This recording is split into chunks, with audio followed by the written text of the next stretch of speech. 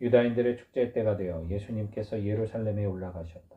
예루살렘의 양문 곁에는 히브리 말로 베자타라고 불리는 못이 있었다. 그 못에는 주랑이 5채 딸렸는데 그 안에는 눈머니, 다리 저느니, 팔다리가 말라 비틀어진 이 같은 병자들이 많이 누워 있었다. 거기에는 38패나 앓는 사람도 있었다.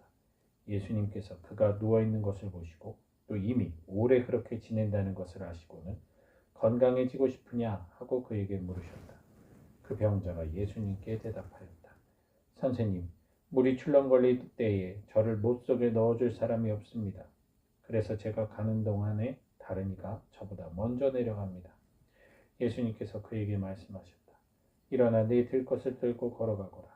그러자 그 사람은 곧 건강하게 되어 자기 들것을 들고 걸어간다. 그날은 안식일이었다.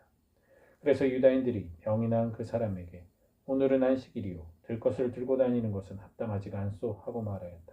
그가 나를 건강하게 해주신 그분께서 나에게 내 들것을 들고 걸어가라 하셨습니다 하고 대답하자 그들이 물었다. 당신에게 그것을 들고 걸어가라 한 사람이 누구요? 그러나 병이 나은 이는 그분이 누구이신지 알지 못하였다. 그곳에 군중이 몰려 있어 예수님께서 몰래 자리를 뜨셨기 때문이다. 그 뒤에 예수님께서 그 사람을 성전에서 만나시자 그에게 이르셨다. 자, 너는 건강하게 되었다. 더 나쁜 일이 너에게 일어나지 않도록 다시는 죄를 짓지 마라. 그 사람은 물러가서 자기를 건강하게 만들어 주신 분은 예수님이시라고 유다인들에게 알렸다. 그리하여 유다인들은 예수님께서 안식일에 그러한 일을 하셨다고 하여 그분을 박해하기 시작하였다. 주님의 말씀입니다. 그리스도님 전미합니다. 네, 평화를 빕니다.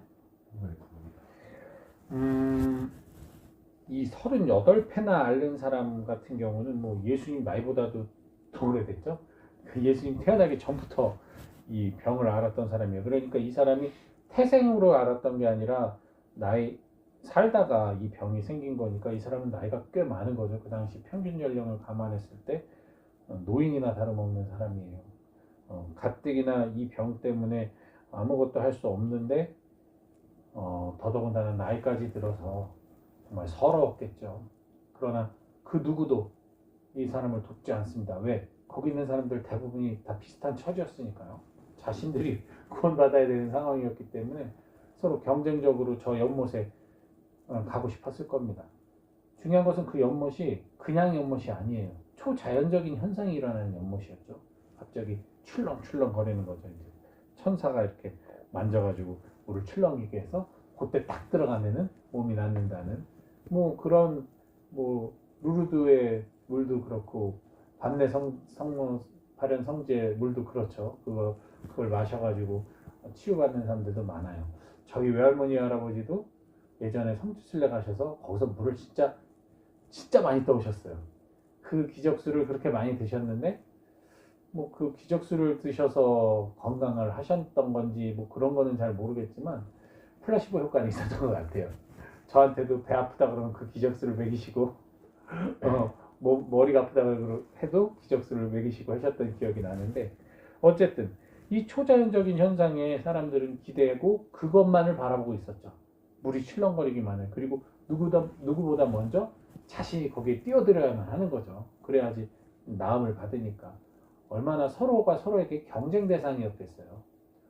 그 사람이 불쌍하다, 안타깝다 그런 생각보다는 저 뱉었다라는 연못이 있는 한 옆에 있는 사람은 나에게 경쟁자일 뿐입니다. 만약에 그 연못이 없이 이들이 같이 있었다면 아마 서로를 위로했을 거예요. 서로를 도와줬을 수도 있습니다. 그러나 자기에게 어떠한 득이 되는 목적이 있을 때 인간은 이기적으로 변해요. 마치 선악과처럼요. 그런데 이 초자연적인 현상에 기대고 있는 이들 중에 특별히 38패나 고통을 받고 있으며 거의 절망 속에서 살아가는 이 환자에게 예수님이 나타나십니다. 그리고 예수님은 그에게 아주 단순하고 아주 일상적인 질문을 해요. 건강해지고 싶니? 예, 뭐 이게 무슨 엄청나게 대단한 질문이 아니잖아요. 여러분, 뭐 낫기를 하십니까? 그럼 저를 뭐 따르시고 저를 믿으셔야 합니다. 뭐 이런 어떤 얘기도 아니에요. 그냥 누구나 할 수 있는 안부 인사를 전해요. 근데 정말 안타까운 거죠. 이 환자는 너무 오랫동안 병상에 있다 보니 이제는 절망이에요. 희망을 갖고 있으면서도 이 생각의 희망보다는 몸으로 이미 체험한 절망이 너무 크기에 그 질문에 올바른 대답을 하지 못해요. 처음에 물이 출렁거릴 때 저를 못 속에 넣어줄 사람이 없어서 그래서 나는 안 됩니다 라는 얘기를 해요.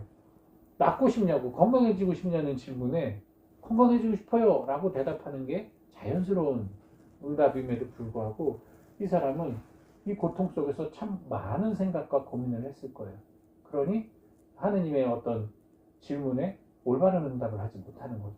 사실 저희들의 일상 속에서도 이런 심리적인 작용이 많습니다. 주님께서는 우리에게 질문을 하세요. 너는 프란시스코 정교봉사 수도의 수도자로서 어떻게 살고 싶으냐? 선교를 어떻게 할 것이냐? 라고 물었을 때 예, 선교를 해외 선교를 하고 싶습니다. 내지는 가난한 이들을 돕고 싶습니다. 내지는 어떤 복음을 더 많이 선포하고 싶습니다. 이렇게 응답하는 것이 아니라 예, 저희 수도에는 가난하고 돈이 없기 때문에 돈을 번 방법을 공부해야만 합니다. 이렇게 응답하는 것과 같은 거예요. 주님께서 우리를 정교와 봉사로 초대를 했는데 우리가 정교와 봉사에 힘쓰기보다는 어떻게 사는지에만 급급하다면 오늘 이 병상에 누워있는 채 아무것도 하지 못하고 물 출렁인다 하더라도 그것을 바라만 보면서 자신의 목적을 이룰 수 없다라는 생각 속에 그저 자신의 신세만 한탄하는 이 병자가 다를 바 없는 삶을 살겠죠. 여기서 또 놀라운 일이 일어납니다. 예수님은 그 어떠한 드러나는 행위 없이 야 그냥 네 들 것 들고 가 라고 얘기하세요. 너무나 일상적이잖아요. 그냥 일반적인 사람한테 하는 얘기잖아요. 침낭에 누워있으면 야 침낭 개키고 가, 이불 개키고 가, 이것과 같은 거예요. 너무나 일상적인 얘기에 그가 너무나도 당연하게 들 것을 들고 갑니다. 그 오랜 시간을 초자연적인 기적을 바라며 살아왔던 그가 그냥 자연스러운 명령에 응답해서 일어나서 간 거예요. 그 자신도 너무나 당연해서 스스로 없던 이 놀라움에 대해 스스로가 막 이걸 인식하지 못했을 정도로 아무렇지도 않게 들고 갑니다. 여기 복음 내 안에서도 그가 이 일이 일어났을 때 어떠한 기쁨이나 놀라움을 표현하는 내용이 나오지를 않아요. 너무나 자연스러웠었다는 거죠. 얼마나 자연스러웠길래 만약에 그가 그걸 들고 막 춤을 추고 노래를 하고 하나님 감사합니다 소리라도 쳤으면 그리고 들고 일어난 순간 그 기적에 놀라 예수님한테 주님 감사합니다 라고 소리쳤으면 사람들이 다 알았겠지만 그가 얼마나 당연한 듯이 걸어갔는지 예수님도 사라지고 이 사람들이 봤을 때 저 사람 봐라 뭐지? 하면서 왜 저걸 들고 가지? 라고 하면서 그를 일반인처럼 봤다는 거죠. 얼마나 일상적인 상황에서 일어난 놀라운 기적입니까? 자, 그런데 그런 놀라운 기적을 바라보는 바리사이들의 눈은 심상치가 않습니다. 안식일에 들것을 들고 간다고 그를 붙잡았죠. 근데 사실은 안식일에 들것을 들고 가지 말라고 하는 그 율법은 원래 안식일에 노동을 해서는 안 된다. 생산적인 노동을 해서는 안 된다는 그 율법에서 파생된 거예요. 즉 노동을 위해서 짐을 옮기는 거, 돈 벌기 위해서 운반하는 걸 하지 말라는 건데 이게 시대가 흐르면서 그 목적어는 빠지고 물건을 들고 가는 것 자체를 하지 말라고 바뀐 거거든요. 무자비하게 바뀐 법이죠. 그러니까 넌 왜 법을 어겨? 하니까 그가 누군가 날 취해 주셨습니다. 누구냐 했을 때 이제 그는 몰랐죠. 너무나 당연하게 자연스럽게 일어나서 걸어왔기 때문에. 그러나 나중에 예수님을 발견하고 예수님께서 하신 말씀, 이것이 그냥 단순한 것이 아닌 진정한 표징이 되는 말씀을 하시죠. 더 나쁜 일이 너에게 일어나지 않도록 다시는 죄를 짓지 마라 라고 하셔요. 이 사람이 솔직히 죄를 진 게 아니었잖아요. 이 사람은 그냥 38년 동안 그대로 누워만 있었어요. 죄를 지을 수 있는 기회가 없습니다. 그것은 보여지는 죄를 짓지 않은 거죠.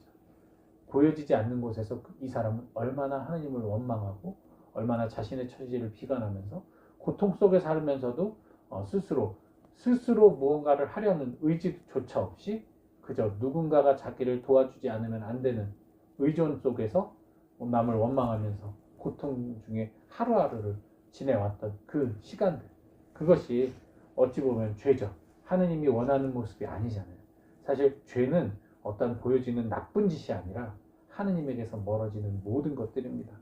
이제는 하느님에게서 멀어지지 말고 하느님을 찬양하며 살아가라라는 예수님의 초대이면서 명령이시죠. 그래서 이것이 이 38년 동안 누워있던 이 환자에게는 표징이 되었고 그 사람에게 이제 구원의 빛이 되었죠. 그럼에도 불구하고 이 유다인들은 여전히 예수님이 안식일에 그런 일을 했다고 해서 그분을 박해하기 시작합니다. 예수님이 본격적으로 박해가 시작되는 부분이 바로 이날부터예요. 어쨌든 저희들은 원치 않는 사람 혹은 원치 않는 상황이 잘 풀려가지고 누군가가 그것으로 인해서 행복한 꼴을 못 보는 아주 못된 심보를 갖고 있습니다. 내가 미워하는 사람, 싫어하는 사람이 승승장구하는 꼴을 못 봅니다. 아니 사돈이 땅을 사도 배가 아픈 우리인데 오죽하겠습니까? 이들은 그렇습니다. 이들이 신봉하는 율법 때문에 예수님을 박해한 것처럼 보이지만 그 이면에는 자신들이 할 수 없는, 자신들은 하느님을 믿는 존재고 자신들이야말로 하느님에게 뽑힌 사람들이라는 의식을 갖고 있는데 자신들이 무시하고 천시하고 어떤 차별하는 이들에게 희망을 주고 있는 예수 자체가 이들에게는 너무너무나 못마땅하고 너무너무나 시기 질투가 날 수밖에 없는 존재였다는 것. 그들이 믿는 하느님을 무너뜨리고 그들이 율법적으로는 알고 있으나 실행하지 못하는 자비와 사랑을 실천하는 그분이 너무나 못마땅한, 즉 사탄의 눈을 가지고 있었다는 거죠. 드디어 사탄이 본격적으로 예수님을 흔드는 시간이 도래하였습니다. 이 사순시기 동안 예수님을 어떻게 사탄이 박해하고 고통을 주면서 예수님을 달달 볶는지 우리 계속 지켜보도록 합시다.